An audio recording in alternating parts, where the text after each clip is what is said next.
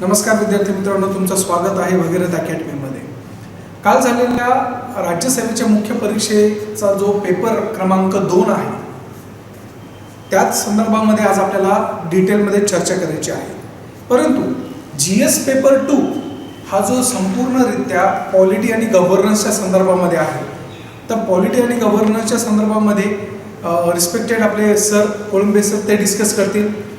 Otherwise दुसरं त्याच्या संदर्भातला असलेला जो लॉचा पोर्शन आहे, स्पेसिफाईडली जे लॉज आले, जे कायदे आलेले त्या कायद्याच्या संदर्भामध्ये डिलिंग माझ्याकडे दिली. मग ॲज अ स्टुडंट म्हणून तुमच्याकडनं अपेक्षा होती, कारण की ज्या विद्यार्थ्यांचे फीडबॅक आले किंवा विद्यार्थ्यांच्या संदर्भामध्ये त्यांनी जे दिलेले काय म्हणता येईल की अभिप्राय होते की सर पेपर थोडा डिफिकल्ट लेवलचा होता, डिफिकल्ट होता किंवा त्याच्यामध्ये आम्हाला थोडं ॲम्बिग्युटेड होतं. परंतु एक विद्यार्थी मित्रांनो, प्रांजळ मत असं आहे की GS पेपर 2 हा डिफिकल्ट नसतो, तो कॉम्प्लिकेटेड असतो. पेपर सेकंड जो आहे ना polity, it is not a difficult paper, it is a complicated in the sense काय की तुम्हाला गुंतून टाकतात. तुम्हाला सर्व माहिती असतं, तुम्हाला सगळ्या गोष्टीची माहिती असते, सर्व गोष्टीचं तुम्हाला ज्ञान असतं, तुम्ही वाचन केलेलं असतं, पठण केलेलं सगळ्या गोष्टी. परंतु तिथं गेल्यानंतर ते pressure handle along with that time management, ह्या सगळ्या गोष्टींमध्ये it will be a complicated subject. त्यामुळं जर विद्यार्थ्यांनी प्री माइंडेड सेट करून जर त्याला व्यवस्थितरित्या जर डिस्कस केलं असतं किंवा त्या समजून घेतलं असतं, तर they will be get the key नाही आपण चांगले स्कोर मार्क्स घेऊ शकत होतो GS पेपर 2 मध्ये. सगळ्यात महत्त्वाची गोष्ट म्हणजे काय की बाकीच्या पेपर्सच्या अनुषंगाने हा GS पेपर 2 हा स्कोरिंग सब्जेक्ट आहे. स्कोरिंग इन द सेन्स की तुम्हाला त्याच्यात जास्तीत जास्त मार्क फेच करता येतात. You can get it, yes absolutely you get it. परंतु त्याच्यामध्ये तुम्हाला फक्त थोडं मॅनेजमेंट करून आपल्याला सॉल्व्ह करण्याची गरज होती. हरकत नाही, पेपर झाले आता. परंतु त्याच्या संदर्भामध्ये जे संभ्रम तयार झालेले की सर याचं उत्तर काय असणार आहे, त्याचं उत्तर काय असणार आहे, तर तुम्हाला प्रांजळ मत सांगतो की आपण जे उत्तर सांगणार आहोत किंवा आपण जे डिस्कशन घेतोय ते डिस्कशन आपल्या ज्या पद्धतीचा आपण अभ्यास केलेला आहे, जे आम्हाला शिकवण्याचा अनुभव आहे, त्या ओरिएंटेशन आम्ही तुम्हाला सांगण्याचा प्रयत्न करतोय. कदाचित त्याच्यात आयोग हे मागं पुढं हे करू शकतं. जसं की आपल्याला सर्वांना माहितीच आहे की आयोगाचं प्रिडिक्शन किंवा आयोगाचं विचार त्या क्वेश्चनच्या संदर्भामध्ये डिफरंट असू शकतं. मग त्या पद्धतीने आपण काय करू, प्रयत्न करू की 100% तसं येण्याचा. त्यामुळं माझ्याकडे जो लॉ सब्जेक्ट आहे, जे कायदे आहे, त्या कायद्याची जर आपण फोड केली तर नियर टू बी 25 ते 26 कायदे आहेत. काही गोष्टीमध्ये तुम्हाला कायदे इनडायरेक्टली विचारले गेले आहेत, जसं की NHRC आहे, जो की आपला पोर्शन आहे, तो पेपर 3चा NHRCच्या संदर्भात होता, तो इकडे टाकला गेलेला आहे. जे बेसिकली आपण जी सिक्वेन्स म्हणतो लॉची की ह्या क्वेश्चन मागे हे क्वेश्चन्स तुमचे असले पाहिजे होते, त्याच्यामध्ये त्यांनी डिवाइडेड केले आहे, थोडं पुढं क्वेश्चन टाकून दिला RTE बद्दल. मग अशा पद्धतीने थोडेफार पद्धतीने बदल केले. नियर टू बी 25-26 क्वेश्चन्स आहे, आपण 27 पकडू त्याला. त्याच्यातले आपल्याला ज्या पद्धतीने आपल्याला माहिती आहे की ह्या क्वेश्चन्सला हे आन्सर आहे आणि ह्याच्या पद्धतीने मार्क्स भेटणार आहे, आपण त्याच्याबद्दल परफेक्टली डिस्कस करणार आहोत. कालच करायचं होतं डिस्कशन, परंतु काही गोष्टी टेक्निकल प्रॉब्लेम्स म्हणा किंवा बाकीच्या गोष्टी काही बिझीनेस असल्यामुळं आपल्याला तो काल व्हिडिओ शूट करताना आला, तो आज आपण तुमच्यासमोर मांडणार आहे. ठीक आहे, मग जास्त वेळ न दौडता आपल्याकडे असलेला जो लॉ पेपर आहे, त्या लॉ पेपरच्या संदर्भामध्ये जे क्वेश्चन्स आलेले आहेत 25-26 ते आपण आता बघायचं आहे. विद्यार्थी मित्रांनो, लॉ सब्जेक्ट असा आहे की ज्याच्या अंतर्गत नियर टू बी आता जर आपण राऊंड फिगरली पकडायला गेलं तर 25 क्वेश्चन्स जर आपण पकडायला गेलं तर त्याच्यातले जे आहे ना, you will be get near to be 24 questions as it is copy pasted or we can be said it is a repeated itself. म्हणजे तुम्हाला फक्त आणि फक्त काय करायची होती, त्याची रिव्हिजन करायची होती. कोणती गोष्ट तिथं एकदम अननोन होती अशातला भाग नव्हता. ज्यावेळेस आम्ही पेपर ॲनालिसिस केलं तर आम्हाला असं दिसून आलं की नियर टू बी 25 क्वेश्चनपैकी तुम्ही easily, yes I am saying that definitely easily तुम्ही 23 मार्क्स कधीही घेऊ शकत होते. एवढं तुमचं लॉचं परफेक्शन येऊ शकतं कधी, ज्यावेळेस तुम्ही ह्या कायद्यांना 4 वेळेस 5 वेळेस 6 वेळेस रिव्हिजन देशाल. टू द पॉईंट्स जेव्हा तुम्ही स्टडी करताना तुम्हाला फक्त त्या गोष्टीमध्ये जास्त सखोल न जाता वरवरच्या गोष्टी जरी माहीत असेल तर you will get the more kind of a marks within this GS paper 2. काही विद्यार्थ्यांचं मत असं पण होतं की सर आम्हाला सेक्शन लक्षात नाही. Need not to be learn to every section or every bit, you have to be just focus on the what is the exactly meaning of that acts.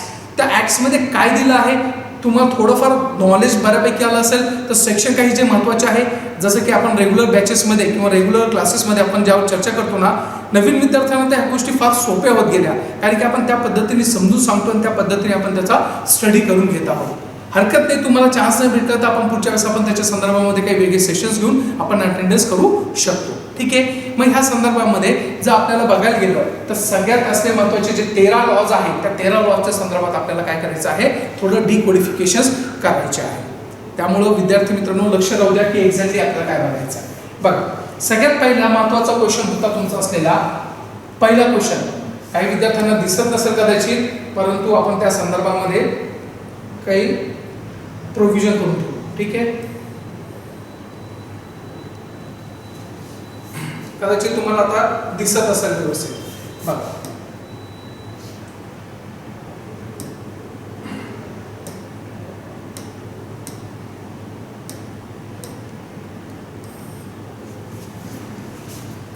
पहिला क्वेश्चन आहे, केंद्र सरकारद्वारे गुप्तचर आणि सुरक्षा संस्था स्थापन करण्याची तरतूद माहिती अधिकार कायदा 2005 च्या डॅश डॅशच्या अंतर्गत येते. सिंपल क्वेश्चन होता, फक्त तुम्हाला काही टेक्निकल गोष्टी माहिती असायलाच पाहिजे होत्या. बेसिकली आपल्याकडे जो राईट टू इन्फॉर्मेशन ऍक्ट आहे 2005 चा, तो 2005 च्या ऍक्ट बद्दल याच्यावर माहिती विचारलेली आहे. जसं की आपल्या सगळ्यांना माहिती की राईट टू इन्फॉर्मेशन ऍक्ट किंवा RTI ज्याला आपण शॉर्ट फॉर्म मध्ये म्हणतो, लेमॅन लँग्वेज मध्ये म्हणतो, जेव्हा RTI आपण दाखल करतो, सगळ्यात महत्त्वाची गोष्ट RTI फक्त कुठं इम्प्लिमेंट होती, तुमच्या गव्हर्नमेंट इन्स्टिट्यूशनमध्ये होता किंवा सार्वजनिक प्राधिकरणामध्ये. त्याच्यासोबतच त्या सार्वजनिक प्राधिकरणासोबत कोणती एखादी प्रायव्हेट इन्स्टिट्यूट असेल तर त्याच्यामध्ये पण आपण RTI दाखल करू शकतो, परंतु नॉट डायरेक्टली वे बाय, परंतु आपण काय करू शकतो, सार्वजनिक प्राधिकरणाच्या माध्यमातून पुढच्या असलेल्या संस्थेची त्रयस्थ पक्षाची माहितीही मागू शकतो. ते वेगळे प्रयोजन आहे. परंतु आपल्याला हे माहिती पाहिजे की तुमचा RTI जो ऍक्ट आहे 2005 चा, त्याच्यामध्ये सगळ्यात महत्त्वाचं असलेलं काही जे सेक्शन्स असेल, ते सगळ्यात महत्त्वाचं सेक्शन आहे 8वं सेक्शन. 8वं सेक्शन काय आहे, अपवाद आहे. लगेच जजमेंटल होऊ नका, त्याच्या पुढे मला अजून खूप काही सांगायचं आहे. RTI जेव्हा ऍक्ट ऍप्लिकेबल आहे तेव्हा ऍप्लिकेबल करता वेळेस काही गोष्टी अपवादात्मक गोष्टी दिल्या आहेत, ते सेक्शन 8 मध्ये दिलेले आहे. परंतु त्यासोबतच सेक्शन 24 ज्याची आपल्याला आता वाच्यता करायची आहे किंवा आपल्याला बघायचं आहे. बघा, RTI ऍक्ट 2005 मध्ये सेक्शन 8 पण आहे की ज्याच्यामध्ये अपवाद दिलेले की ह्या गोष्टीला अपवाद असेल याची माहिती तुम्ही मागू शकत नाही. परंतु सेक्शन 24 मध्ये स्पेसिफाईडली मेन्शन केलंय की खालीलपैकी असलेल्या ज्या तुमच्या संस्था आहेत, कशामध्ये सांगितलेलं आहे, सेक्शन 24 मध्ये सांगितलेलं आहे की खालीलपैकी अशा प्रकारचे असलेले 25 ते 26 ज्या संस्था आहेत, त्या 25 ते 26 संस्थांना RTI ऍप्लिकेबल नाही. काय नाही विद्यार्थी मित्रांनो, RTI is not applicable, specifiedly mention केलंय. मग अशा पद्धतीचं 24 सेक्शन मध्ये ह्या गोष्टी सगळ्या सांगितल्या आहेत. परंतु मग ह्या 24 किंवा 25 ज्या संस्था आहेत, त्या संस्था आहे कुठं, तर त्या संस्था आहे तुमच्या असलेल्या अनुसूची 2 मध्ये आहे. कुठे आहे विद्यार्थी मित्रांनो, अनुसूची 2 मध्ये आहे, म्हणजे शेड्यूल 2 मध्ये मेन्शन केले. कारण की सेक्शन 25 इटसेल्फ सेड दॅट की अशा प्रकारच्या असलेल्या ज्या संस्था आहेत त्या संस्थांना RTI ऍप्लिकेबल नसणार आहे. आलं लक्षात. आणि ते ज्या संस्था आहेत त्या संस्थेची संपूर्ण माहिती, इत्थंभूत माहिती तुमच्या असलेल्या दुसऱ्या अनुसूचीमध्ये डॅग केलेली आहे किंवा त्याच्यामध्ये टाकलेली आहे. मग आता ही दुसरी जी अनुसूची आहे त्या दुसऱ्या अनुसूचीच्या संदर्भामध्ये काय सांगितलेलं आहे किंवा सेक्शन 24 त्याच्याबद्दल काय बोलतो, नीट लक्ष द्या. सेक्शन 24 असं सांगितलेलं आहे की दिलेल्या ज्या संस्था आहेत त्या संस्थांना तुमचा काय नसणार आहे, RTI ऍप्लिकेबल नसणार आहे. परंतु जर त्या संस्थेने, नीट लक्ष द्या, 24 मी हे तुम्हाला एलोबरेशन काय करू शकतोय की विद्यार्थ्यांना त्याच्यामधलं डीप मधलं कळलं पाहिजे. सेक्शन 24 मध्ये संस्था सांगितल्या की या संस्थेला RTI ऍप्लिकेबल नाही. मग त्या संस्था कोणत्या, तर त्या संस्था सगळ्या तुमच्या आहे दुसऱ्या अनुसूचीमध्ये. अनुसूची माहिती असेल, अनुसूचीमध्ये पूर्ण लिस्टेड ऑफ दॅट पर्टिक्युलर इन्स्टिट्यूशनचं नेम दिलेला आहे. मग तिथं RTI ऍप्लिकेबल नाही. मग नेमकं RTI ऍप्लिकेबल नाही म्हणजे का असणार आहे किंवा त्याच्या संदर्भामध्ये मग ते काही करतील मग तुम्हाला माहिती मागवण्याचा अधिकार नाहीये, नाही तसं नाही. तर त्यांनी स्पष्ट केलेलं आहे की तुमचा असलेला भ्रष्टाचार, तुमचं असलेलं मानवी हक्काचं उल्लंघन, बघा काय सांगितलेलं त्यांनी, तुमचा असलेला भ्रष्टाचार आणि तुमचं असलेलं मानवी हक्काचं जर उल्लंघन होणारी एखादी गोष्ट त्या संस्थेमार्फत होत असेल किंवा त्या संस्थेमध्ये होत असेल तर त्यावेळेस तुम्ही केंद्रीय माहिती आयोगाच्या मार्फत अशा पद्धतीची माहिती हे काय करू शकता, मागू शकता.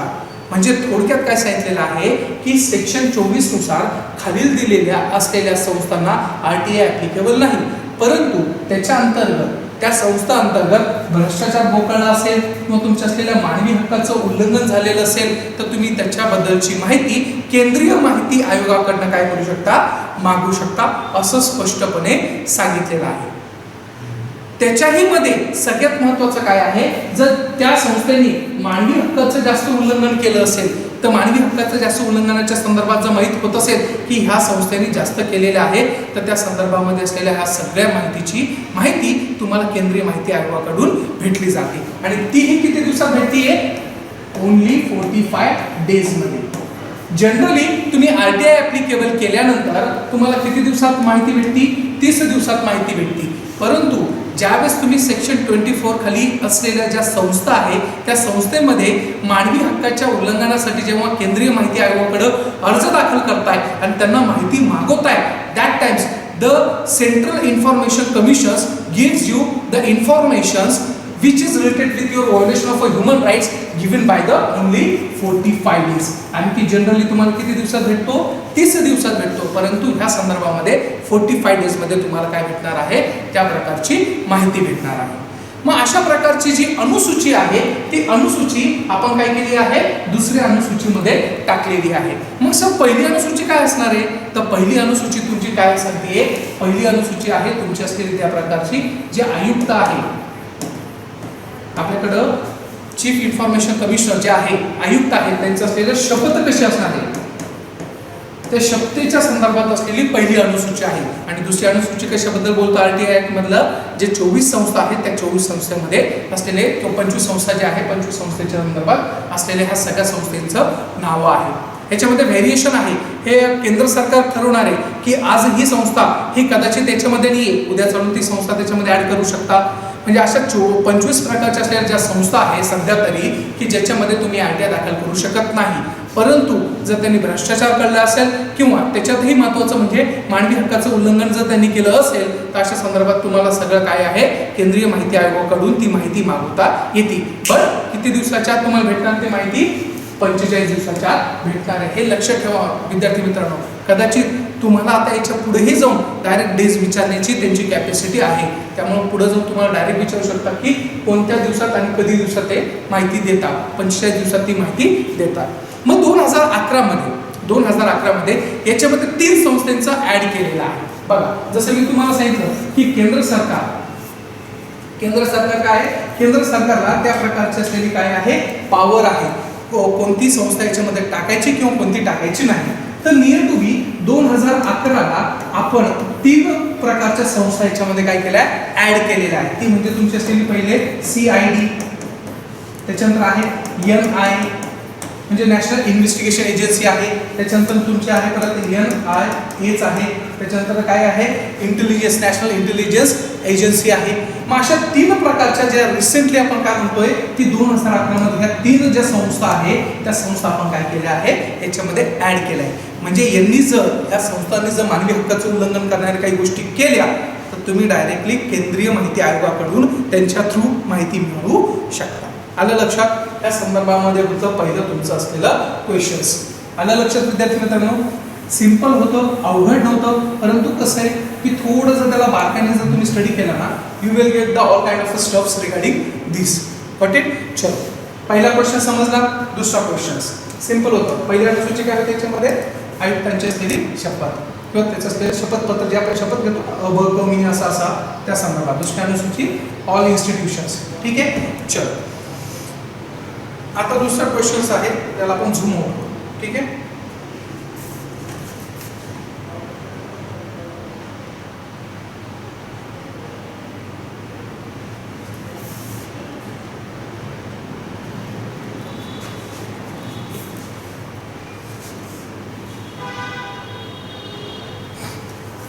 बघा. दुसरा भ्रष्टाचार प्रतिबंध कायदा 1988 चे 1988 भ्रष्टाचार प्रतिबंध कायदा 1988 याचे कलम कोणते व्यावसायिक संस्थेच्या सार्वजनिक सेवकाला लाच देण्याच्या गुन्ह्याशी संबंधित आहे? त्याला इंग्लिशमध्ये वाचलं तर लवकर कळतं काय.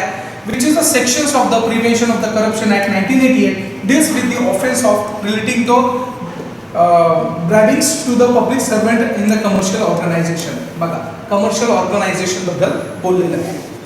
भारतामध्ये भ्रष्टाचाराच्या ज्या पद्धतीने काय म्हणतात एक फ्लो ऑफ पॅरलल इकॉनॉमी म्हणा किंवा त्या पद्धतीने असलेले एक पॅरलल गोष्ट चालू आहे त्याला प्रोटेक्ट करण्यासाठी आपल्याकडं 47ला पहिला कायदा आला होता 1947ला. त्याच्यानंतर 88 मध्ये त्याच्यामध्ये थोडेफार बदल केले आणि 2018 मध्ये त्याच्यामध्ये बऱ्यापैकी आपण बदल केलेले. तर हा 88चा कायदा जो आपल्याकडं आता स्टील प्रिव्हिलिंग आहे त्याच्यामध्ये मायन्यूट बदल हे 2018 मध्ये झालेले आहे. मग 1988 मध्ये जो कायदा केला आहे त्याचा अल्टिमेटली एम होतं काय आपल्याला प्रिव्हेन्शन करायचं आहे करप्शनचं. करप्शन हे टोटली 100% इरॅडिकेट होत नसतं. It will take little bit more times. जशी सोसायटी वाढत जाईल जशी जशी सोसायटी एज्युकेटेड होत जाईल it will take little bit more times.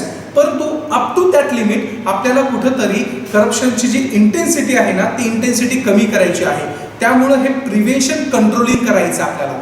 मग त्या अनुषंगाने आपण ज्या म्हणतो की त्याच्या संदर्भात आपला एक कायदा आहे तो म्हणजे आहे प्रिव्हेन्शन करप्शन ऍक्ट 1988. मग त्याच्यामध्ये काय सांगितलेलं आहे की एखादा शासकीय व्यक्ती असेल किंवा एखादा प्रशासकीय व्यक्ती असेल किंवा जो तुमचा लोकसेवक असेल आपण म्हणतो public servant section 21 of RPC त्याच्यामध्ये 12 प्रकारचे पब्लिक सर्वंट दिलेले आहे. मग आमदार असेल नगरसेवक असेल खासदार असेल त्याच्यानंतर तुमचे न्यायाधीश असेल त्याच्यामध्ये कोणताही प्रकारचा असलेला अधिकारी जो शासन आणि प्रशासनाच्या संदर्भामध्ये मानधन मिळवतो तो सगळा व्यक्ती कोण असणार आहे त्या प्रकारचा असलेला पब्लिक सर्वंट असणार आहे. मग हा पब्लिक सर्वंट ज्यावेळेस तो त्याच्या अधिकाराचं कर्तव्य पार पाडत असतो तर पार पाडत त्यावेळेस त्याला कोणत्याही प्रकारचं असलेलं ग्रॅटिफिकेशन त्याच्यापेक्षाही जास्त मिळणारी जी मौल्यवान वस्तू आहे किंवा तुमच्या क्रिमिनल मिसकंडक्ट ह्या गोष्टीवर तो आधारला नाही पाहिजे. थोडक्यात काय गव्हर्नमेंटने ज्याला तेवढा पैसा दिलाय तेवढंच त्यांनी युटिलाइज करायला पाहिजे. Other than the means of त्याचं प्रोडक्शन असेल त्या प्रकारचं असेल त्याचं उत्पन्न असेल तर it will be considered as a may presume or shall प्रिझ्युम की हे काय केलं आहे त्या प्रकारचं असलं ग्रॅटिफिकेशन घेतलं आहे किंवा त्या प्रकारचं करप्शन केलेलं आहे. मग ह्या संदर्भामध्ये जर एखादा सामान्य व्यक्तीचं काही लाच देत असेल किंवा त्या प्रकारचा सामान्य व्यक्तीकडनं त्या प्रकारची गोष्ट घेत असेल तर त्यासाठी वेगळं सेक्शन आहे. परंतु ज्यावेळेस आपल्याला क्वेश्चन असा विचारलेला आहे क्वेश्चन विचारलेला आहे सरळ त्यांनी काय तुमचं असलेलं कमर्शियल ऑर्गनायझेशन काय कमर्शियल ऑर्गनायझेशननी सार्वजनिक सेवकाला लाच देण्याच्या गुन्ह्याशी संबंधित आहे.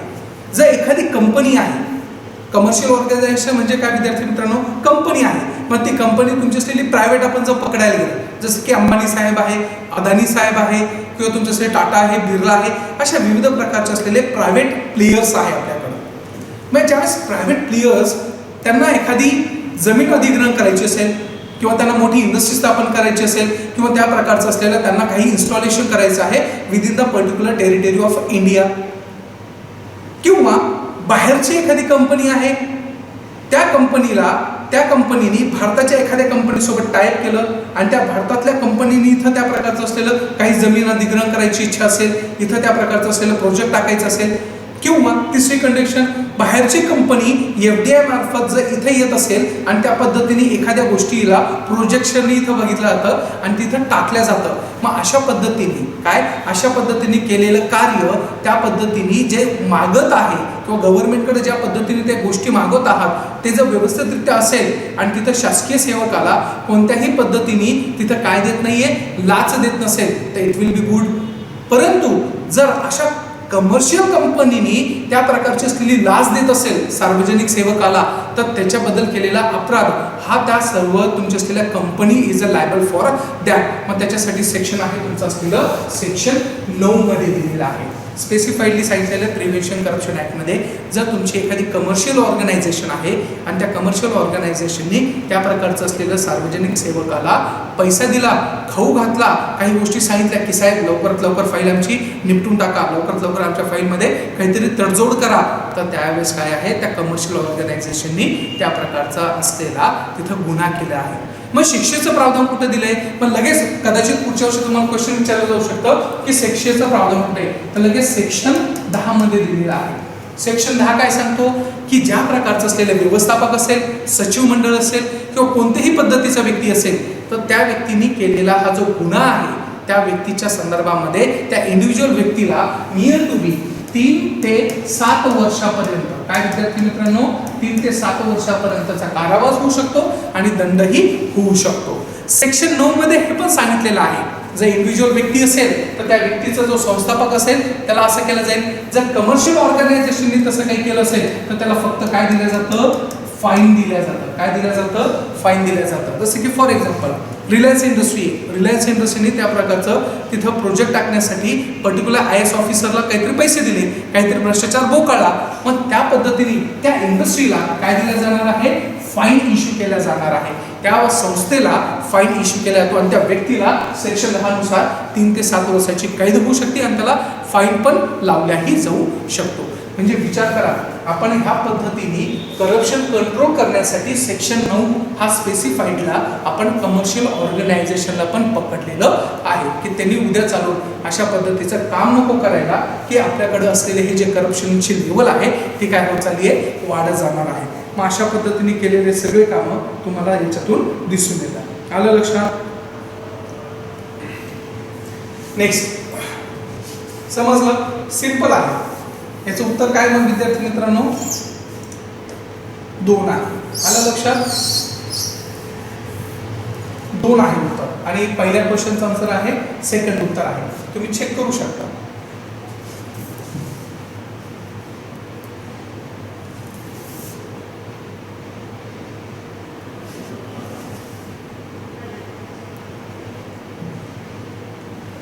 क्वेश्चन नंबर 3 बघा, माहिती अधिकार कायदा 2005. परत बघा विद्यार्थी मित्रांनो, नियर टू बी प्रत्येक जो ऍक्ट आहे ना त्याच्यावर 2 क्वेश्चन 3 क्वेश्चन 2 क्वेश्चन 3 क्वेश्चन्स असे मेजॉरिटीने त्यांनी ठेवलेले आहेत किंवा ते क्वेश्चन टाकलेले आहेत.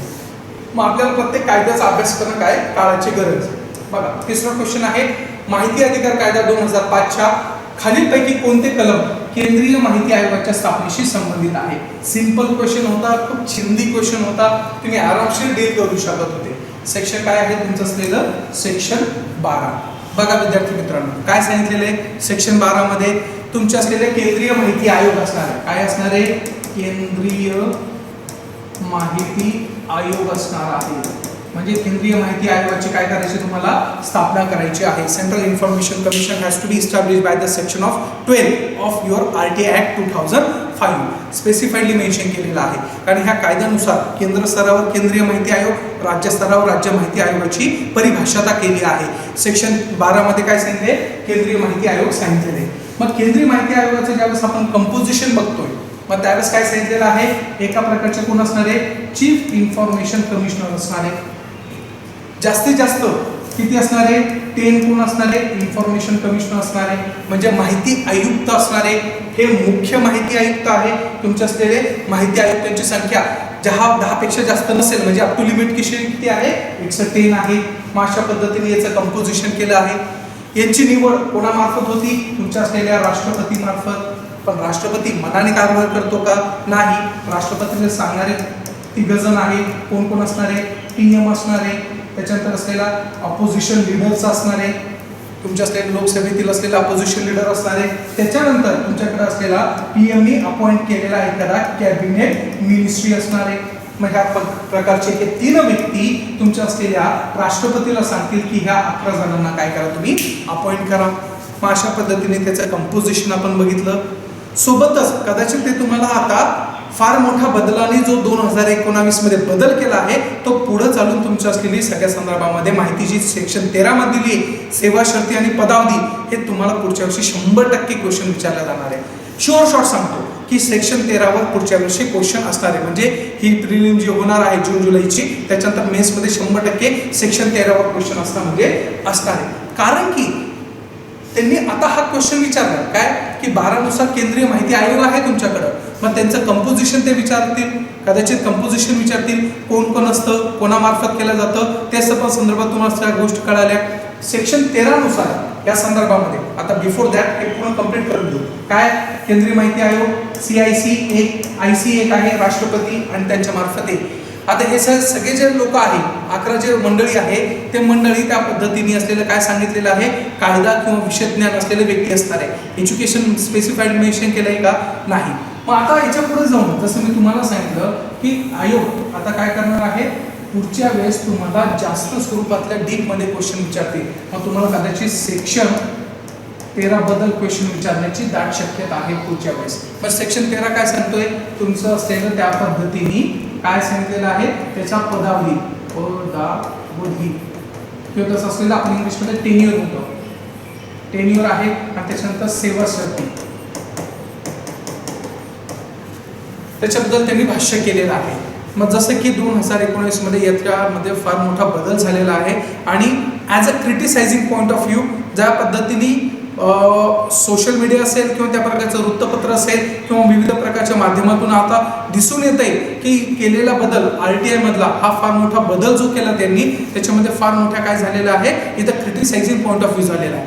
जसं की फॉर एक्झाम्पल पहिले तुमच्या ह्या कायद्यानुसार त्यांचा पदावधी ठरलेला होता, काय ठरलेला होता त्या संदर्भामध्ये. हे मी तुम्हाला एक्स्ट्रा इन्फॉर्मेशन का देतो विद्यार्थी मित्रांनो, कारण की पुढे चालून तुम्हाला ह्या एक्झाम्सच्या पुढचं एक पाऊल पुढे राहावं लागणार तुम्हाला. कारण की आपण जर पेपर ॲनालिसिस केलं ना विद्यार्थी मित्रांनो, आता तुम्हाला कदाचित एक स्टेप फॉरवर्ड डीपमध्ये जास्त विचारण्याची त्यांची शक्यता आहे. विचार करा, तुम्हाला एवढं मायन्युटली विचारायला लागले, त्यामुळे आता हे आपल्याला प्रगल्भतेने ठेवावं लागणार आहे. सेक्शन 13 काय आहे, पदावधी सेवा शर्ती सरळ सांगितलेलं आहे. पहिले 2005च्या कायद्यानुसार त्यांचा टेन्युअर किती होता, 5 वर्ष 65 वर्ष होतं. तुमच्या असलेल्या CIC चीफ इन्फॉर्मेशन कमिशनर यांना रिअपॉइंटमेंट तेव्हाही नव्हतं आणि आताही आपण केलेलं नाही. परंतु तुमचे असलेले IC म्हणजे इन्फॉर्मेशन कमिशनर, त्याला मराठीतून म्हणता माहिती आयुक्त. माहिती आयुक्त can be associate as a chief information commissioner जर वयोमर्यादा असेल तर. तुमचे असलेली चीफ इन्फॉर्मेशन कमिशनर आणि तुमचे असलेले IC म्हणजे इन्फॉर्मेशन कमिशनर यांचा टेन्युअर किती होता, 65 वर्ष होता. कधी, 2005च्या कायद्यानुसार. पण 2019 मध्ये काय केलं आपण, याच्यामध्ये बदल केला आणि आता काय सांगितलं, the central government will be decided. Central government will be decided. मग सेंट्रल गव्हर्नमेंटनी कृपा करून तिथं काय केली, 3 वर्ष आणि एज ऑफ किती केलं, 65 केलं. म्हणजे कुठेतरी जे पूर्वीचं 5 वर्ष टेन्युअर होता कन्फर्मली, तो काय केला आता 3 वर्ष केलाय. उद्या चालून सेंट्रल गव्हर्नमेंटला वाटलं त्याचं अजून कमी करायचं, ते अजूनही कमी करू शकता. म्हणजे ultimately the power to be सबज्युडाइज, की त्यांची असलेली पॉवर कर्टेल तुम्ही करण्याचा प्रयत्न करतायत असं म्हटलं जातं. ठीक आहे. त्याच्यानंतर त्याच्याही पुढे जाऊन त्यांनी काय केलं होतं, यांचा असलेला जो पगार पाणी आहे, काय त्यांचा असलेला जो पगार पाणी आहे तो पगार पाणी तुमचा फिक्स होता. कसा होता, CICचा पगार तुमच्या असलेला चीफ इलेक्शन कमिशनर सारखा होता. कोणासारखा होता, चीफ इलेक्शन कमिशनर. म्हणजे तुमचा असलेला चीफ इन्फॉर्मेशन कमिशनर, मुख्य माहिती आयुक्ताचा पगार तुमच्या असलेल्या मुख्य निवडणूक आयुक्तासारखा होता आणि तुमचं असलेलं ICचा पगार त्या प्रकारचा इलेक्शन कमिशनर सारखा होता. म्हणजे तुमच्या असलेल्या निवडणूक आयुक्तासारखा होता. परंतु आता हे सगळं आपण 2019 नुसार कॅन्सल केलं आणि आता काय सांगितलं, the central will be decide, the central government will be decide. आणि त्यांनी लाजत गाजत का होईना, परंतु तुमचा असलेला सध्याचं CICचा पगार 2.5 लाख केला आहे पर मंथ आणि तुमचा ICचा पगार केला आहे 2.25 म्हणजे 2.25 लाख रुपये केलेला आहे. हे फार मोठे बदल केलेले आहे तुमच्या असलेल्या 13 सेक्शनमध्ये. जसं मी तुम्हाला सांगितलं की 2005चा जो कायदा आहे त्याचा मूळ गाभा म्हणजे ते तुमचं असलेलं सेक्शन होतं 13 आणि सेक्शन होतं 16. राष्ट्रीय माहिती आयोग सेक्शन 13च्या पदावधी सेवा शर्ती सगळ्या मेन्शन होत्या, त्याच्यामध्ये बदल केला. राज्य माहिती आयुक्तांचा असलेलं सगळं पदावधी सेवा शर्ती सेक्शन 16 होतं, त्याच्यामध्ये बदल केला. म्हणून असं क्रिटिसाइज म्हणलं जातं की तुमचं असलेलं माहिती आयोग जे आहे 2005च्या कायद्यानुसार जे बनलेलं आहे त्याच्यामध्ये काय झाले, फार मोठे बदल केलेले आहे. आलं लक्षात. मग आता हे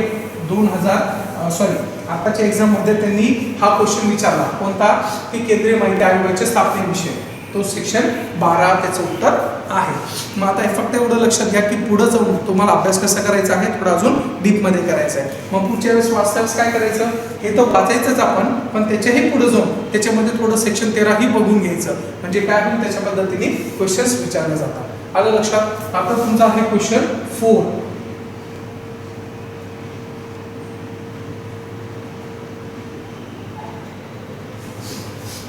सेक्शन 4 आहे बघा.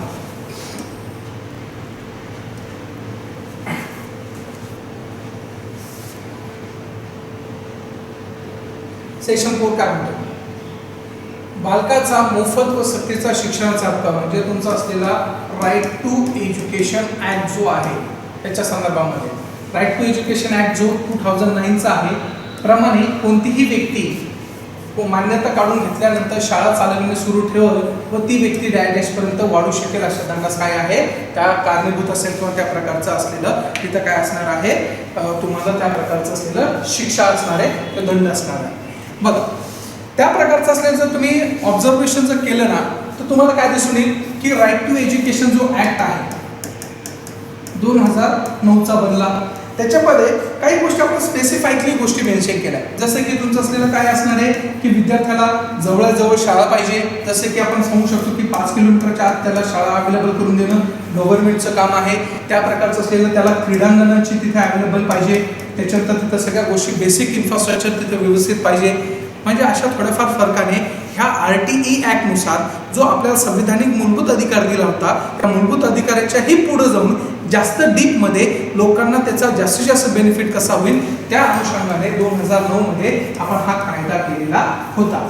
मग याच्या कायद्यानुसार आपण हे पण सांगितलेलं आहे की शाळांचं वर्गीकरण केलेलं आहे. मग 2N मध्ये शाळा काय आहे सेक्शन 2N मध्ये डेफिनेशन मध्ये शाळांची डेफिनेशन दिली की शाळा कोणाला म्हणायची कोणत्या पद्धतीची शाळा आहे ही अनुदानित शाळा आहे का शासकीय शाळा आहे का वैशिष्ट्यपूर्ण शाळा आहे का त्या पद्धतीची असलेली विना अनुदानित शाळा आहे. मग हे सगळ्या शाळेंची डेफिनेशन तिथे मेन्शन केली आहे. त्यासोबतच ह्या शाळांना सर्टिफिकेशन ऑफ रजिस्ट्रेशन म्हणता येईल किंवा सर्टिफिकेशन ऑफ ऑथेंटिकेशन सेक्शन 18 नुसार लक्ष द्या विद्यार्थी मित्रांनो काय सांगतो मी तुमचा असलेला RTE राईट टू एज्युकेशन जो ऍक्ट आहे 2009 चा त्याचं असलेलं सेक्शन 18 मध्ये स्पेसिफाईडली मेन्शन केलेलं आहे. काय मेन्शन केलेलं आहे की ज्या पद्धतीने तुम्ही त्या प्रकारची ज्या संस्था टाकत असाल त्या संस्थेमार्फत तुम्हाला त्या प्रकारचा असलेला अधिकार पाहिजे किंवा तुम्हाला ती मान्यता ही गव्हर्नमेंटने दिली पाहिजे whether it is a private institute or whether it is a government institute.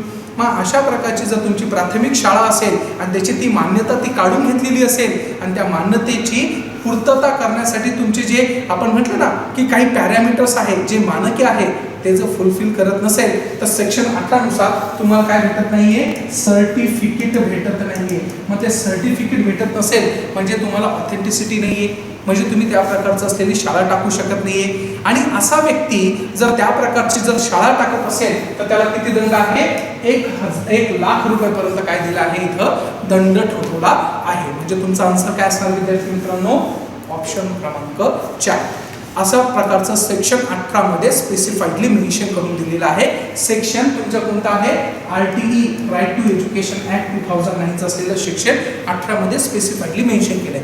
याच्याही पुढे जाऊन असंही सांगितलेलं आहे जर तो व्यक्ती त्या प्रकारचं त्याला दंड ठोठवला आहे आणि त्याला सांगितलं की तुम्ही शाळा बंद करा तुमची शाळा त्या प्रकारची असलेली नॉन रजिस्टर्ड शाळा आहे त्या शाळेला तुम्हाला परवानगी नाहीये तरी तो जर तसं करत असाल तर त्याला डेली बेसिसवर त्या प्रकारचं असलेलं 10,000 रुपये ह्याप्रमाणे त्याला काय केलं जाणार आहे दंड ठोठवल्या जाणार आहे. म्हणजे विचार करा विद्यार्थी मित्रांनो राईट टू एज्युकेशन ऍक्ट किती मोठा पॉवरफुल ऍक्ट आहे की ज्याच्यामध्ये सेक्शन 18 नुसार तुमचे जे पॅरामीटर्स आहेत शाळा स्थापन करण्याचे क्रीडांगण पाहिजे जवळ पाहिजे सगळ्या गोष्टी व्यवस्थित पाहिजे वॉशरूम व्यवस्थित पाहिजे पिण्याची व्यवस्था पाहिजे सगळं व्हेंटिलेशन प्रॉपरली असायला पाहिजे असे जे काही स्टँडर्ड्स आहे जे मानके आहे ते पर्टिक्युलर असलेले जे स्थानिक प्राधिकरण असेल त्या स्थानिक प्राधिकरणाकडनं तुम्हाला सर्टिफिकेशन भेटतं आणि ते सर्टिफिकेशन तुम्हाला 18 मध्ये तुम्हाला कॅरी करावंच लागतं आणि त्या पद्धतीने जर तुम्ही कॅरी करत नसेल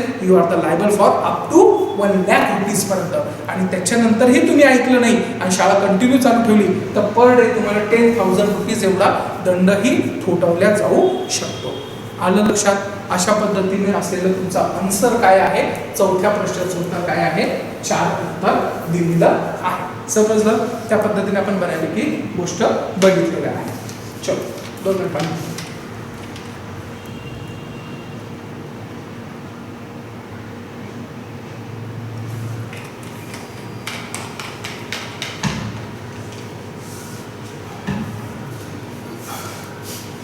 चालायचं पुढे मग.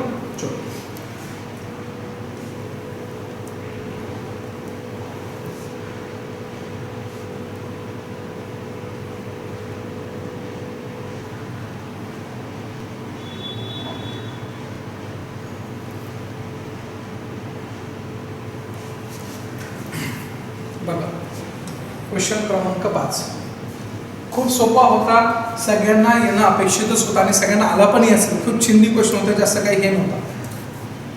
चिंदी इन द सेन्स की त्याला जर तुम्ही एकदम लॉजिकली सॉल्व्ह केलं ना तर you will get the all kind of stops. बघा नागरी हक्क म्हणजे डायरेक्ट रद्द केल्याच्या कारणास्तव एखाद्या व्यक्तीला प्राप्त होणारे कोणतेही अधिकार.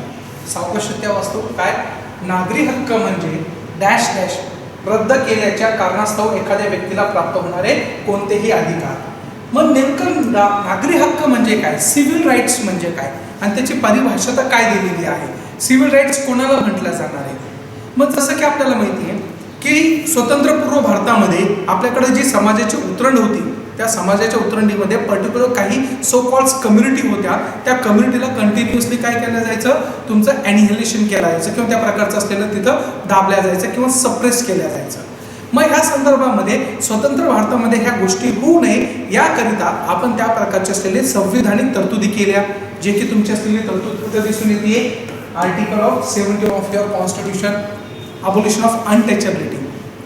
परंतु आपल्याला हे पण माहिती आहे की ज्यावेळेस संविधानिक तरतुदी तुम्ही फक्त मेन्शन करताय त्या संविधानिक तरतुदीच्या अंतर्गत काही गोष्टीची तुम्ही नमूदता करताय, परंतु त्याच्यामध्ये कुठेही शिक्षेचं प्रावधान दिलंय का, नाही. नागरी हक्काचं उल्लंघन कसं केलं जाईल, कोणत्या कोणत्या स्वरूपात असेल, धार्मिक निसमर्थता काय आहे, सामाजिक निसमर्थता काय आहे, असं कुठंच मेन्शन केलेलं नाही.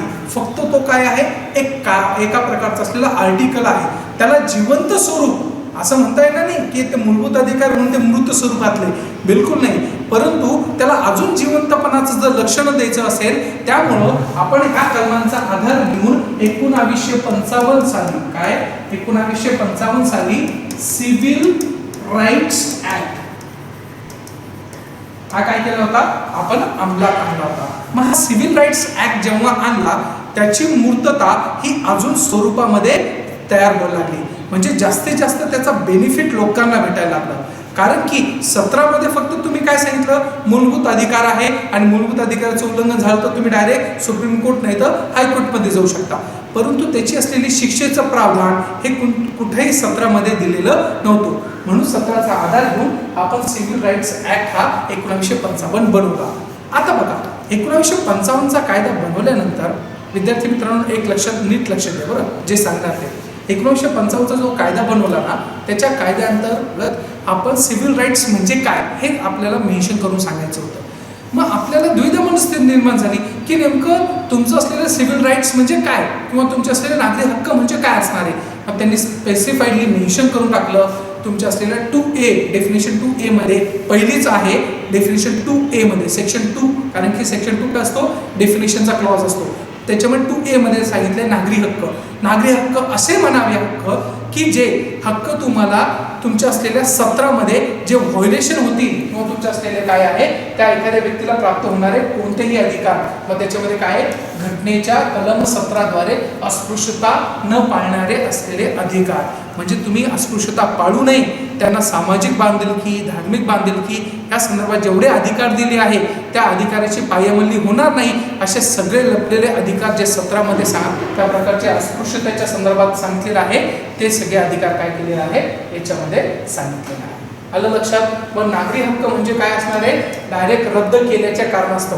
बघा रद्द केल्याच्या कारणास्तव एखाद्या व्यक्तीला डायरेक्ट 17 काय आहे 17 द्वारे अस्पृश्यता रद्द केल्याच्या कारणास्तव एखाद्या व्यक्तीला प्राप्त होणारे कोणतेही अधिकार म्हणजे काय असणार आहे, नागरी हक्क अधिकार. नागरी म्हणून तो जगत असेल, सिव्हिल म्हणून जगत असेल तर त्याला भेटलेले कोणते कोणते अधिकार असेल तर 17 आर्टिकलमध्ये नुसार त्या सगळ्या गोष्टी घेतलेल्या आहेत. आलं लक्षात. सिंपल आहे, जास्त अवघड नव्हतं. जर तुम्ही त्या प्रकारचं असलेलं सिव्हिल राईट्स ऍक्ट 1955 जर बघितलं त्याच्या सेक्शन 2A मध्ये याची डेफिनेशन ॲज इट इज दिलेली आहे, ॲज इट इज आहे. नागरी हक्क म्हणजे घटनेच्या कलम 17 द्वारे अस्पृश्यता रद्द केल्याच्या कारणास्तव एखाद्या व्यक्तीला प्राप्त होणारे कोणतेही अधिकार म्हणजे काय सिव्हिल राईट्स ऍक्ट आहे, असं त्याचं काय आहे आन्सर आहे. लक्षात राहू देत चला विद्यार्थी मित्रांनो, सिंपल आहे. चांगले मार्क्स हाताखालून गेले नाही पाहिजे. मुलांची गफलत पण झाली माहिती का, त्याचा आन्सर हे, पण मुलांनी इथं जास्त विचार केला. काय अनुसूचित जाती अनुसूचित जमाती अत्याचार प्रतिबंध अधिनियम 1989च्या कलम 3 द्वारे अत्याचार. आता कलम 3 द्वारे जे आपल्याला पुढे बघायचंच आहे, क्वेश्चन पण आलाय. हा जो अॅट्रॉसिटी ऍक्ट आहे 1989चा, त्या सेक्शन 3 मध्ये शिक्षा दिलेली आहे. काय दिलेली आहे? शिक्षा दिलेली आहे. त्याद्वारे जो अत्याचार आहे, त्या अत्याचार केल्यावर शिक्षा काय असणार आहे, सेक्शन 3 नुसार दिलेला आहे. त्यामुळे तिथं ते नागरी हक्क आहे असे नाही समजलं जाणार. आणि एक लक्षात ठेवा, नागरी हक्काची व्याख्या फक्त तुमच्या असलेल्या 1955च्या कायद्यामध्ये व्यवस्थितरित्या केलेली आहे. अॅट्रॉसिटीमध्ये त्या प्रकारचं असलेल्या बाकीच्या गोष्टी आपल्याला बघायच्याच आहे. ठीक आहे, आलं लक्षात. अशा पद्धतीने याचा आन्सर काय असणार आहे, 2 नंबरचं आन्सर असणार आहे. काय असणार आहे विद्यार्थी मित्रांनो, 2 क्रमांकाचं असलेलं आन्सर असणार आहे. चलो पुढे जाऊ.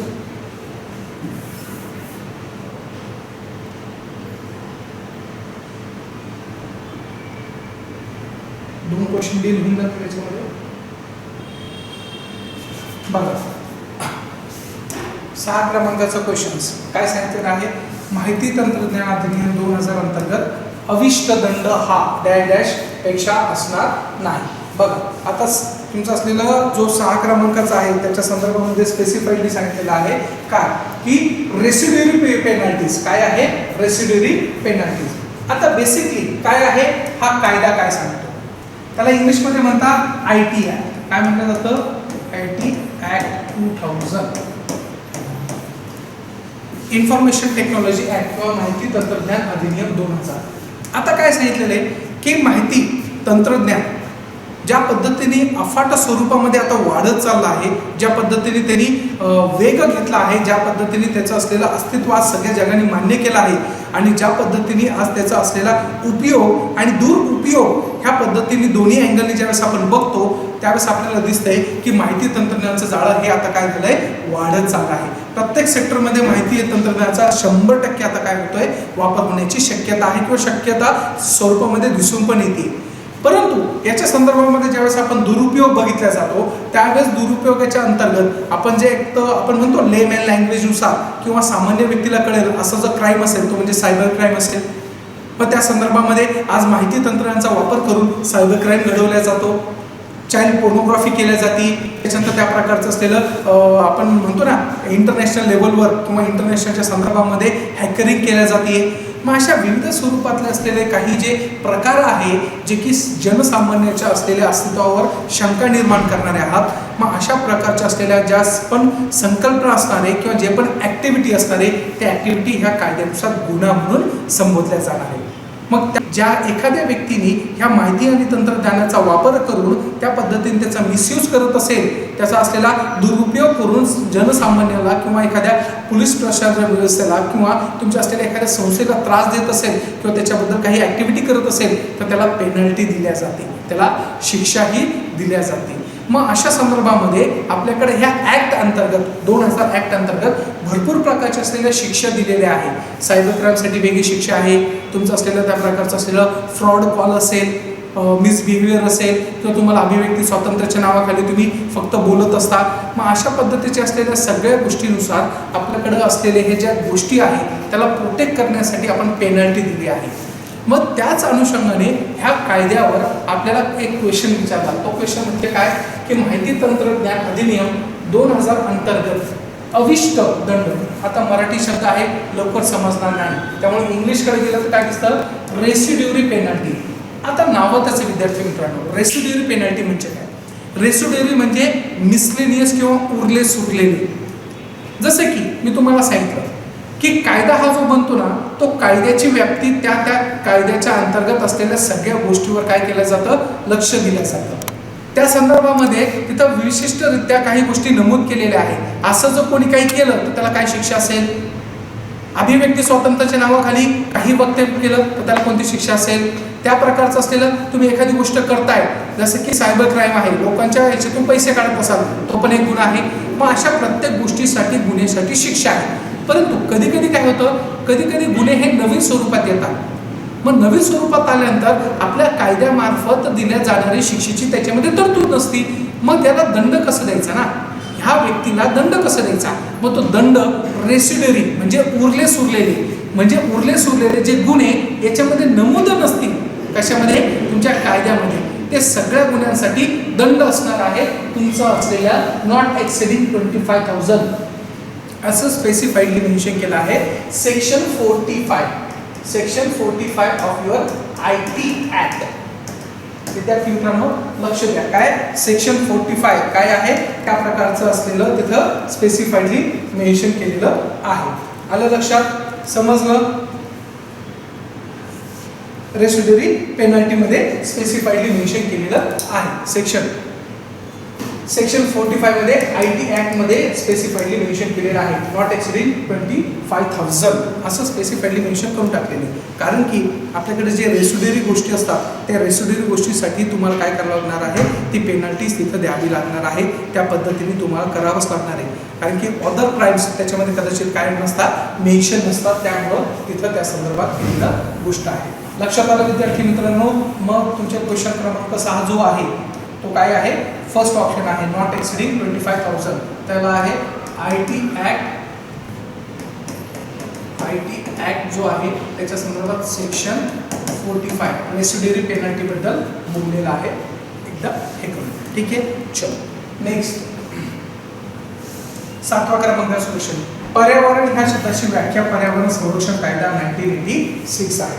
आता बघा, पर्यावरण संरक्षण कायदा जो आपण म्हणतो एन्व्हायरमेंटल प्रोटेक्शन ऍक्ट 1986, हा एन्व्हायरमेंटल प्रोटेक्शन ऍक्ट 1986 त्याचा बेसिकली उद्देश काय होता, आपल्याकडे जे एन्व्हायरमेंट आहे त्या एन्व्हायरमेंटला आपल्याला काय करायचं आहे, प्रोटेक्ट करायचं आहे, किंवा एन्व्हायरमेंटला त्या प्रकारचं असलेलं आपल्याला काय करायचं आहे, तिथं प्रिझर्वेशन करायचं आहे, त्याला त्या सगळ्या गोष्टी दिल्या गेल्या पाहिजे. कारण की ह्या एन्व्हायरमेंटल प्रोटेक्शन ऍक्टच्या शैलीचं पार्श्वभूमी बघायला गेलं तुम्ही तर तुम्हाला दोन गोष्टी दिसतात, एक आंतरराष्ट्रीय स्तरावर, एक राष्ट्रीय स्तरावर घडलेली घडामोडी. 1972 साली ज्यावेळेस मानवी पर्यावरणाची बैठक बसली स्टॉकहोममध्ये, त्यावेळेस इंदिरा गांधी आपले रिप्रेझेंटेटिव्ह होते आणि तिथं ते गेले होते.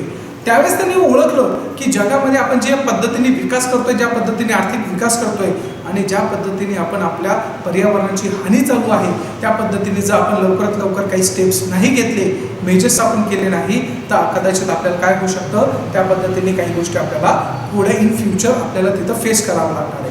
परिणामस्वरूप ते भारतामध्ये आल्यानंतर विविध कायद्यांची असलेली तिथं शृंखला चालू झाली, जसं की प्रोजेक्ट टायगर असेल 1973चा आहे, वाईल्ड लाईफ प्रोटेक्शन ऍक्ट असेल 1972चा, अशा प्रकारच्या कायद्याचं असलेली मालिका चालू झाली. आणि त्याच्यातलीच एक मालिका म्हणजे एन्व्हायरमेंटल प्रोटेक्शन ऍक्ट 1986. परंतु तत्पूर्वी भारतामध्ये 1984ला भोपाळ गॅस ट्रॅजेडी झाली किंवा भोपाळ गॅस दुर्घटना झाली 84ला. मग त्या पद्धतीने ती घटना घडल्यामुळे तर अजूनच आपण काय झालं, कॉशियस झालो की नाही, आता एन्व्हायरमेंटचं लवकरात लवकर काय करायला लागणार आहे, त्या प्रकारे संरक्षण आणि संवर्धन करणं हे प्रत्येक देशातल्या व्यक्तीचं तर आहेच, परंतु शासनाचंही काय असणार आहे, कर्तव्य असणार आहे. मग याच्यासाठी आपल्याकडं हा 86चा असलेला जो कायदा आहे एन्व्हायरमेंटल प्रोटेक्शन ऍक्ट, तो त्या पद्धतीने बनवण्याचा आपण प्रयत्न केला आणि तो सक्सेसफुली एक्झिक्यूट ही व्यवस्थितरित्या आपण आता स्टील आपण काय करतोय, इम्प्लिमेंटेड करतोय. पण आता आपल्याला बघायचं आहे की एक्झॅक्टली हा ना तुमचा असलेला 1986चा जो कायदा आहे, त्या कायद्याच्या अनुषंगाने नेमकं आपल्याला काय करता येईल किंवा त्याच्यामध्ये काय दिलेलं आहे. तर क्वेश्चन काय विचारलं त्यांनी की पर्यावरण ह्या शब्दाची व्याख्या कुठे दिली आहे. जसं तुम्हाला माहिती आहे विद्यार्थी मित्रांनो, कोणताही कायदा सुरुवात जेव्हा होती त्या सुरुवातीचे पहिला एक कलम जो असतो, क्रमांक 1 म्हणजे कलम 1, ते कलम 1 असतं, त्या कायद्याचं नाव सांगतं, त्या कायद्याचे असलेलं विस्तार सांगतो, त्या कायद्याचं असलेलं अधिकार क्षेत्र सांगतो. म्हणजे कलम 1 काय सांगतो, कायद्याचं नाव, कायद्याचा विस्तार आणि त्याचा अधिकार क्षेत्र याच्याबद्दल बोलतो. मग हा कायदा कोणाला लागू असेल, कोण ऑपरेटिव्ह मेकॅनिझम असणार आहे, कोणासाठी असणार आहे, कोणाकरिता असणार आहे, याची परिभाषा तर तुम्हाला माहिती असायला पाहिजे. म्हणून प्रत्येक कायद्याचं असलेलं जे सेक्शन 2 आहे ना, ते section 2 always reserve for the definition. म्हणजे सेक्शन 2 हे कधी पण कोणताही कायदा काढा, त्याचं असलेलं सेक्शन 2 काय असणार आहे, व्याख्येसंदर्भात दिला असणार आहे. मग तुम्हाला त्या प्रकारचं असलेलं विचारलेलं आहे की पर्यावरण ह्या शब्दाची व्याख्या काय असणार आहे. आता तर तुम्ही विचारचं सगळीकडं 2-2च आहे, मग काय, मग त्याच्यासाठी तुम्हाला थोडं मायन्यूट स्टडी करावं लागणारच आहे. मी तुम्हाला जसं म्हटलं की आता एक्झाम कशी होत चालली आहे, डायनामिक होत चालली आहे. आता कुठंतरी त्याच्यामध्ये डेप्थनेस हा काय झालाय, वाढत चाललाय. आणि ही डेप्थनेस आपल्याला कॅचअप करायची. मग साहजिकच आहे, पर्यावरण संरक्षण अधिनियम असेल 1986चा कायदा असणार आहे, त्याच्या संदर्भात असलेली पर्यावरणाची डेफिनेशन कुठे दिली आहे 2A मध्ये दिलेले आहे. म्हणजेच आन्सर काय असणार आहे 2 क्रमांकाचं याचा आन्सर असणार आहे. आलं लक्षात. 2A मध्ये डेफिनेशन ऑफ एन्व्हायरमेंट ही has been spoken within that. आलं लक्षात. मग बाकीच्या सेक्शन मध्ये काय दिलं आहे, जसं की 2A मध्ये काय आहे पर्यावरणाची डेफिनेशन आहे. मग पर्यावरण म्हणजे काय, मग जसं की तो आपल्याला इकोलॉजी आणि एन्व्हायरमेंट हा वेगळा जो सब्जेक्ट आहे त्याच्यामध्ये तुमच्या पर्यावरणाची एन्व्हायरमेंटची डेफिनेशन ऑलरेडी दिली आहे. The interactions between living and non living things within the biospheres, lithospheres and हायड्रोस्पियर्समध्ये होणारे जेवढे पण सजीव, निर्जीव, तुमचे असलेले वनस्पती, प्राणी मात्रता यांच्यामध्ये होणारे जे इंटरॅक्शन्स आहे त्या सगळ्या गोष्टीला मिळून काय बनलेलं आहे तुमचं असलेलं पर्यावरण आहे. म्हणजे पर्यावरणाची असलेली डेफिनेशन फार मोठ्या स्वरूपातली आहे. The interaction between the living and non living things within this atmosphere. मग तुमचं असलेलं हायड्रोस्फिअर आहे, त्या प्रकारचं असलेलं लिथोस्पेस आहे, त्या प्रकारच्या सगळ्या गोष्टी आहेत. संदर्भात म्हणजे काय आहे सेक्शन 2A दिलेलं आहे म्हणजे पर्यावरण. आता 2B काय आहे मग सर, 2B आहे एन्व्हायरमेंट पोल्युटंट्स. त्याला मराठीत म्हणतात प्रदूषके. काय म्हटला सेक्शन 2A मध्ये काय आहे पर्यावरण आहे. सेक्शन 2B मध्ये काय आहे एन्व्हायरमेंट प्रदूषके, एन्व्हायरमेंट पोल्युटंट्स. मग पोल्युटंट्स म्हणजे काय की ज्या कारणामुळं, ज्या घटकांमुळं, मग ते वायू असेल, द्रव असेल किंवा घन स्वरूपातले असेल, या तिन्ही स्वरूपातलं कोणतंही जर सबस्टन्स असेल आणि त्या सबस्टन्समुळं तुमचं एन्व्हायरमेंट खराब होत असेल तर ते काय आहे प्रदूषके. हे प्रदूषक म्हणजे काय असणार आहे एन्व्हायरमेंट पोल्युटन करणारे कारक घटक असणार आहे. म्हणजे हे ड्रायव्हर असणार आहे. म्हणजे यांच्यामुळं तुमचं प्रदूषण काय होत चाललं आहे खराब होत चाललं आहे असा त्याचा अर्थ आहे. ते कुठे दिली डेफिनेशन ही पण लक्षात राहू द्या बरं विद्यार्थी मित्रांनो. आता कारण की पुढच्या कलमामध्ये हे तुम्हाला डायरेक्ट 2B विचारतील. 2B काय आहे, 2B काय आहे एन्व्हायरमेंट पोल्युटंट्स बद्दल बोललेलं आहे, एन्व्हायरमेंट प्रदूषकाबद्दल. 2C काय आहे मग तुमचं असलेलं त्या प्रकारचं असलेलं एन्व्हायरमेंट पोल्युशन. काय पोल्युशन आहे. 2B मध्ये काय आहे त्या प्रकारचं असलेलं पोल्युटंट्स आहे. 2C मध्ये काय आहे त्या प्रकारचं असलेलं एन्व्हायरमेंट पोल्युशन आहे. पोल्युशन कसं असणार आहे मग त्या पद्धतीने मानव जीवाला त्रास होणारी गोष्ट आणि ज्या घटकामुळे झाली आहे ते म्हणजे एन्व्हायरमेंट पोल्युशन आहे असं म्हटल्या जाणार आहे. या सगळ्या डेफिनेशन तुम्हाला तुमच्या असलेल्या जो कायदा आहे त्या कायद्यामध्ये आपण व्यवस्थितरित्या डिस्कस केलेले आहे. आपल्या स्पेशल याच्यामध्ये ज्या लॉच्या आपण लॉचे जेव्हा आपण सिरीज लॉन्च करणार आहोत त्याच्या संदर्भामध्ये, कारण की नियर टू बी विचार करा जर 30-35 मार्क तुमचे इथं सिक्युअर होत असेल तर तुम्हाला फक्त आणि फक्त अजून किती घ्यायचे आहे 90 मार्क घ्यायचे आहेत. ते पॉलिटीमध्ये 90 मार्क्स भेटू शकतात. म्हणजे नियर टू बी 120 पर्यंत तुमची जाण्याची कॅपॅसिटी आहे विद्यार्थी मित्रांनो. किंवा तुम्ही 70 मार्क जरी घेतले कशामध्ये पॉलिटीमध्ये लॉचे 35 मार्क हमखास घेऊन टाकायचे. 35 मार्क तुम्हाला कसेही भेटतात किंवा किंबहुना त्याच्यामध्ये व्हॅरिएशन होऊ शकतात. 30 पर्यंत क्वेश्चन आले तर 30 क्वेश्चन विचार करा 100 पर्यंत तुम्ही इथंच पोहोचले. त्यामुळे तुम्हाला सांगतो की ह्या पद्धतीने जर गेले ना तुम्ही व्यवस्थितरित्या अंडरस्टँड जर केलं तर you will get all kind of stubs which are needed to further scoring subject. आणि एक लक्षात घ्या पेपर 2 आणि पेपर 3 इज अ मोर काय म्हणता येईल स्कोरिंग सब्जेक्ट आहे. फक्त थोडा डीपमध्ये स्टडी लागतो, वारंवार त्याची रिव्हिजन लागती. एकच पुस्तक 100 वेळेस वाचलं किंवा 100 वेळेस त्याच्या नोट्स काढल्या, 100 वेळेस त्याच्या नोट्स काढून वाचत राहिलं तर automatically you will get the marks चांगल्यापैकी आहे. आलं लक्षात. समजलं हे पर्यावरणाच्या संदर्भामध्ये केलेल्या गोष्टी आहेत. त्याचं काय आन्सर आहे तुमचं असलेला आन्सर आहे 2A मध्ये दिलेली आहे. चलो नेक्स्ट.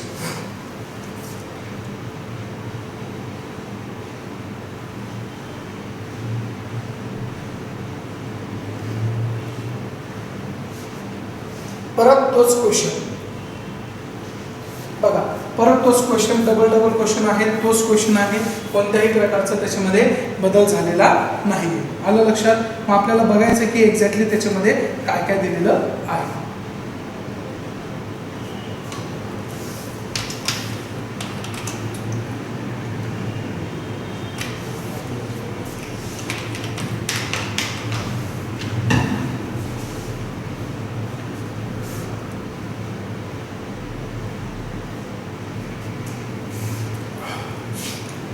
नागरी हक्क संरक्षण अधिनियम 1955. नागरी हक्काची डेफिनेशन आपण बघितलेली आहे सिव्हिल राईट्सची. कलम 2A नुसार काय आहे, नागरी हक्क आणि त्याचा अर्थ काय आहे, संविधानामध्ये द्वारे अस्पृश्यता नष्ट केलेल्या कारणाने एखाद्या व्यक्तीला मिळालेला कोणत्याही अधिकार. बघा विद्यार्थी मित्रांनो, तुमचे 2 क्वेश्चन इथे सॉल्व्ह होत आहे. तुम्हाला खालीच त्याचं डिस्क्राईब दिलेलं आहे. बघा तुम्हाला काय सांगितलं होतं 17, हेच वरती डायरेक्ट विचारले त्यांनी, ॲज इट इज विचारले, सेम ॲज इट इज आहे. असे जे क्वेश्चन जायला लागले ना, हातातले मार्क्स नाही गेले पाहिजे. आलं लक्षात? सिंपल आहे. या प्रकारचा जर तुम्हाला क्वेश्चन येत असेल ना विद्यार्थी मित्रांनो, बिंदास सॉल्व्ह करून टाकायचे, कारण की हे सोपे आहे. सेक्शन आर्टिकल 17 मध्ये दिलेलं आहे सदस्य त्या पद्धतीने. बघा संविधानाच्या द्वारे, संविधान म्हटलं की काय 17 आहे. आलं लक्षात? अबॉलिशन ऑफ अनटचेबिलिटी या संदर्भात खूप चिंदी क्वेश्चन होता तो, आणि हा पण एकमेकांशी रिलेटेड आहे, एकच त्याचा आन्सर आहे. ठीक आहे, चल नेक्स्ट.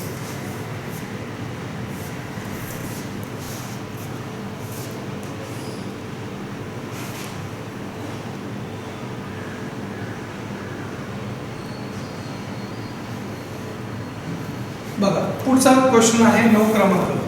9 क्रमांकामध्ये क्वेश्चन जो दिला आहे तो परत कशावर विचारला आहे, नागरी हक्कावर, सिव्हिल राईट्सवर. ह्यावेळेस क्वेश्चन जास्त बऱ्यापैकी आलेले आहे, त्यामुळे सिव्हिल राईट्स व्यवस्थित करा. तिसरा चौथा क्वेश्चन आहे सिव्हिल राईट्समध्ये काय सांगितलं बघा, नागरी हक्क संरक्षण अधिनियम 1955 नुसार हॉटेल या विश्रांतीगृह किंवा भोजनालय किंवा निवासगृह, कॉफी कॅफे याचा समावेश कुठं होतो आणि कसा होतो त्या स्वरूपामध्ये तुम्हाला विचारलेलं आहे. तर त्या संदर्भामध्ये स्पेसिफाईडली मेन्शन केलेलं आहे. काय सांगितलेलं आहे की तुमचं असलेलं की नागरी हक्क, जसं मी तुम्हाला सांगितलं की नागरी हक्काच्या संदर्भामध्ये पूर्वी असलेल्या काही लोकांना त्या प्रकारचं असलेल्या ह्या ठिकाणी येऊ नका किंवा ह्या ठिकाणी तुम्ही बसायचं नाही, या ठिकाणचं असं पाणी तुम्ही प्यायचं नाही, अशा पद्धतीने तुम्ही काय करायचे, डिस्क्रिमिनेटिव्ह नेचर ठेवायचे, तुम्ही अनटचेबिलिटी फॉलो करायचे. परंतु संविधान प्राप्त झाल्यानंतर आणि स्वतंत्र भारतामध्ये ह्या गोष्टी आपण काय केल्या आहे, अबॉलिशन केले आहे किंवा त्याच्यामध्ये आपण फार मोठे बदल केले आहे.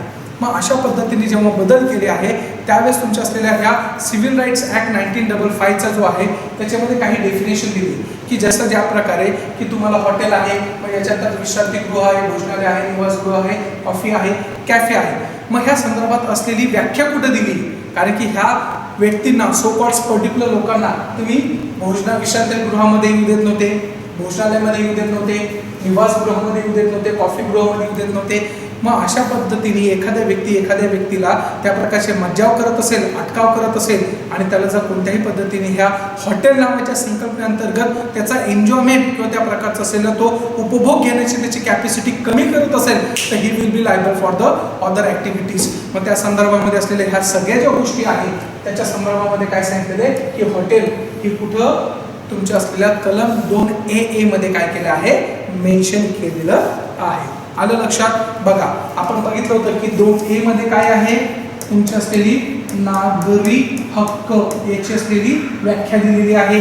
मग 2AA मध्ये कशा संदर्भात बोललेलं आहे, हॉटेलच्या संदर्भात बोललेले आहे. द डेफिनेशन ऑफ हॉटेल, हॉटेलमध्ये काय येतं, या सगळ्या गोष्टी येतात. मग त्याच्यानंतर तुमचं असलेलं 2B काय आहे, 2B बद्दल काय बोलले, जागा, कोणत्याबद्दल, जागाबद्दल बोललेलं आहे. त्या संदर्भामध्ये 2C च्या संदर्भात काय आहे, त्या प्रकारचे मनोरंजनाची जागा, अशा संदर्भात या सगळ्या डेफिनेशन्स तिथे मेन्शन केलेल्या आहेत. बघा डेफिनेशनवर जास्त फोकस द्यावा लागणार आहे, कारण की डायरेक्ट डेफिनेशन्स विचारता येते.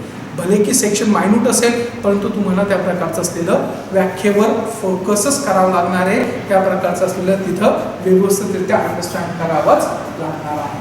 आलं लक्षात? सिंपल होता परंतु थोडा कॉम्प्लिकेटेड पण होता. जर तुम्हाला बघा मागच्या क्वेश्चनमध्ये त्यांनी डायरेक्ट विचारलं की सेक्शन 2A काय सांगतोय, त्या पद्धतीने तिथं असलेलं काय आहे, नागरी हक्काची व्याख्या, आणि 2A मध्ये काय सांगतोय, द डेफिनेशन ऑफ हॉटेलची सांगतोय.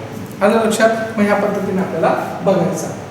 चलो समजलं, हे सिंपल आहे, काही जास्त हे नाही, फक्त तुम्हाला व्याख्यावर लक्ष ठेवावंच लागणार आहे.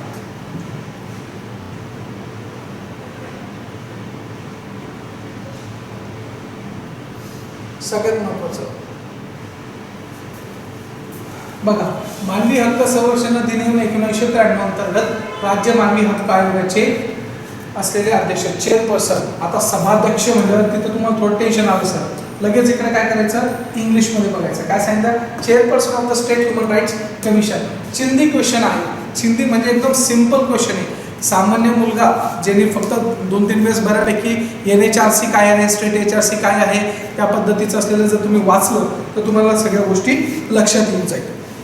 बघा, आपल्या संपूर्ण देशांतर्गत किंवा संपूर्ण जगांतर्गत ज्यावेळेस हाहाकार माजला होता, पहिलं महायुद्ध, दुसरं महायुद्धाची परिणिती एवढ्या भयंकर स्वरूपाची होती की आपल्याकडे असलेल्या मानवी हक्काचं संरक्षण करण्यासाठी काहीतरी ठोस पावले उचलणं ही काळाची गरज झाली होती. परिणामस्वरूप 1945 साली आपल्याकडे संयुक्त राष्ट्राची स्थापना झाली. त्या संयुक्त राष्ट्राच्या माध्यमातून जगामध्ये शांतता व सुख नांदावं याच्यासाठी आपण काय केले होते, प्रयत्नशील केले होते. परंतु हे फक्त प्रयत्न शाब्दिक प्रयत्न नसावे आणि त्याला कुठेतरी कायद्याचं स्वरूप प्राप्त व्हावं याकरिता आपण 10 डिसेंबर 1948 साली आपण UDHR आपण इश्यू केलं. UDHR म्हणजे काय, universal declaration of human rights म्हणजे जागतिक मानवी अधिकाराचा अहवाल आपण सादर केला किंवा तो सगळ्या जगासमोर मांडला. आणि त्या मांडलेल्या अहवालानुसार किंवा त्या प्रकारचा असलेला जो जाहीरनामा होता तो जाहीरनामा सांगितल्यानंतर असं सांगण्यात आलं की प्रत्येक देश त्याच्या परीने त्याच्या योग्यतेने असं गोष्टी करून ठेवल की तिथं प्रत्येक व्यक्तीचे मानवी अधिकाराची सुरक्षता ही फर्स्ट प्रायोरिटी असणार आहे. परिणामस्वरूप आपल्याकडे असलेले काही जे शासनकर्ते होते त्यांनी ह्या गोष्टीची महती ओळखली आणि आपल्याकडं असलेलं संविधानामार्फत ह्या गोष्टीवर जास्त फोकस देण्यात आला. कारण की फंडामेंटल राईट्स म्हणजेच अल्टिमेटली तुमच्याकडे असलेले जे ह्युमन राईट्स आहे त्याच्यामध्ये असलेले जे काही महत्त्वाचे भाग आहे ते आपल्या राज्यघटनेच्या तरतुदीतून दिले. परंतु तरी पण आपल्याकडे असलेल्या काही गोष्टीची पूर्तता व्हावी याकरिता आपल्याकडं नॅशनल ह्युमन राईट्स कमिशन किंवा तुमचं असलेलं national human rights commission NHRC ची स्थापना 1993च्या कायद्यानुसार झाली. म्हणजे तुमचा असलेला मानवी हक्क संरक्षण कायदा, काय मानवी हक्क संरक्षण कायदा 1993 याच्यामध्ये आपण काय केली होती, स्थापना केली होती. आणि 1993 नुसार काय 1993च्या कायद्यानुसार आपण राष्ट्रीय स्तरावर काय स्थापन केलं, नॅशनल ह्युमन राईट्स कमिशन आणि त्याच्यासोबतच SHRC स्टेट ह्युमन राईट्स कमिशनची काय केली होती, स्थापना केली होती. आणि 2019 मध्ये याच्यामध्ये काय केलं होता, आपण फार मोठा बदल केलेला आहे. मग त्या बदलाच्या संदर्भामध्ये तुम्ही ज्यावेळेस वाचता तर तुम्हाला ह्या गोष्टी सगळ्या दिसून येत आहे. मग आता पूर्वी जसं की आपल्याकडे होतं यांचं कंपोजिशन विचारलं गेलं होतं, NHRCचं कंपोजिशन विचारलं होतं. पण NHRCच्या संदर्भामध्ये आपण फक्त अध्यक्षाच्या संदर्भात सध्या आपण स्टिक राहू, बाकीच्या फार मोठ्या गोष्टी त्याच्यामध्ये. बघा, NHRCचं असलेले फक्त आणि फक्त अध्यक्ष जे होते त्या अध्यक्षाची जी निवड होती किंवा जे अध्यक्ष पाहिजे होते ते फक्त आणि फक्त कोण पाहिजे होते, retired chief justice of India. Chief justice of India हे कशाबद्दल बोलतोय मी, राष्ट्रीय स्तरावरचं असलेलं NHRC बद्दल बोलतोय मी. मग तुम्हाला ज्यावेळेस आपण म्हणतोय की NHRCचे अध्यक्ष कोण होते पहिले, फक्त 1993च्या कायद्यानुसार तुमचे retired chief justice of India असायचे. म्हणजे माजी मुख्य सरन्यायाधीशच असायला पाहिजे होते असे कुठं सांगितलं होतं तुमचं असलेल्या 93च्या कायद्यामध्ये. परंतु तुमच्या असलेल्या 2019 मध्ये आपण काय केलं, याच्यामध्ये फेरबदल केला आणि फेरबदल करून असं सांगितलं की नाही आता कोण लागलं, आजी किंवा माझी म्हणजे प्रेझेंट इंडेक्स मध्ये असलेला तरीही चालेल आणि तुमचा असलेला एक्स CGI पण चालू शकतो. म्हणजे तिथं प्रेझेंटली CGI किंवा एक्स CGI पण तिथं काय असणार आहे, त्या प्रकारचा चेअरपर्सन म्हणून असणार आहे. मग ह्या प्रकारचं असलेलं ह्या प्रकारचं असलेलं सेम बदल कुठे केला आपण, स्टेट ह्युमन राईट्स कमिशन मध्ये बदल केला. आणि त्याच्यामध्ये काय सांगितलं, तिथं पण तेच होतं काय, तुमचे जे अध्यक्ष असणार आहे ते अध्यक्ष retired chief justice of particular high court असायला पाहिजे होते. परंतु त्याच्यामध्ये बदल करून आपण काय सांगितलं, रिटायर्ड चीफ जस्टिस ऑर जज ऑफ द हायकोर्ट हाही चालणार आहे असं स्पेसिफाईडली मेन्शन करून सांगितलेलं आहे. थोडक्यात काय केलं होतं की फक्त तुम्ही असलेले जे आपण म्हणतो ना रिटायर्ड झालेले लोक तेच तिथं ते अध्यक्ष बनत होते. परंतु आता तसं नाही आहे. आता रिटायर्ड पण तुमचे असलेले चीफ जस्टिस असू शकता किंवा जजेस ऑफ हायकोर्ट पण तिथं काय करू शकता, ॲक्युमुलेट करू शकता किंवा त्या पदस्थानावर ते बसू शकता. हा जो कायदा आहे तो 93चा कायदा आहे आणि 93 मध्ये आपण कधी बदल केला आहे, 2019 मध्ये बदल केला आहे. आता त्याच्यामध्ये फार मोठे बदल केले आहे. मग त्याच्या संदर्भामध्ये विविध प्रकारचे असलेले अपंग लोकांचे अध्यक्ष आहे, बाल हक्क संरक्षण आयोगाचे अध्यक्ष आहे, अशा प्रकारचे मानस सदस्य, परमनंट सदस्य, ह्या सगळ्या गोष्टीची परिभाषा तिथे केलेलीच आहे. परंतु याचं उत्तर काय आहे? तुमच्या असलेलं 10 क्रमांकाचं रिटायर्ड चीफ जस्टिस ऑफ जजेस ऑफ हायकोर्ट, रिटायर्ड ऑर, कारण की ऑर दिलं इथं, त्यामुळे ते दोघंही असू शकतात किंवा हे नसलं तर ते कंपल्सरी नाही की रिटायर्डच असायला पाहिजे, जे की पहिले तुमचं होतं. आलं लक्षात? अशा प्रकारचा हा कितवा क्रमांकाचा क्वेश्चन होता? 10 क्रमांकाचा असलेला क्वेश्चन होता. आता 11 क्रमांकाचा प्रश्न.